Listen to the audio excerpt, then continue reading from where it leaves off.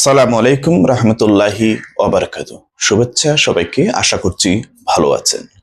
বাংলাদেশ জামায়াত ইসলাম তাদের নির্বাচন পরিচালনা কমিটিতে পরিবর্তন এনেছেন।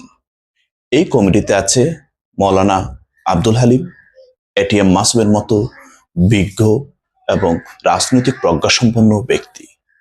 আরও আছেন বিভিন্ন সচিব, ব্রিগেডিয়ার জেনারেল, মেজর, আইনজীবী সহ অনেক ধরনের একটা মাল্টি ডাইমেনশনাল টিম তারা গঠন করেছে। একই সাথে আছে সদ্য বিদায়প্রাপ্ত বাংলাদেশ ইসলামী ছাত্র শিবিরের কেন্দ্রীয় সভাপতি জনাব জাহিদুল ইসলাম। প্রশাসনকে কিভাবে ডিল করতে হয়, নির্বাচন পরিচালনা কিভাবে করতে হয়, এই বিষয়টা প্রাক্তন সচিব, ব্রিগেডিয়ার জেনারেল ওনারা ভালো বুঝবেন।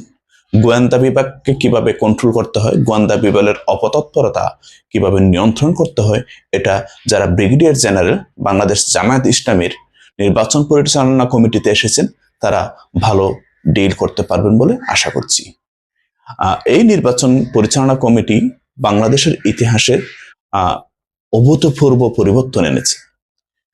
ইতিপূর্বে বাংলাদেশের যে সকল রাজনৈতিক দল আছে, এই সকল রাজনৈতিক দলের নির্বাচন পরিচালনা কমিটি সাধারণত রাজনৈতিক ব্যক্তিবর্গ হয়ে থাকে, কিন্তু বাংলাদেশ জামাত ইসলাম এইবারের নির্বাচনে পুরো দমে পূর্ণ প্রস্তুতি নিয়ে নেমেছে।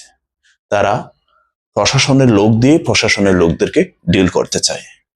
2026-এর 12 ফেব্রুয়ারি নির্বাচন কি ফল আনে আমরা তার অপেক্ষায়।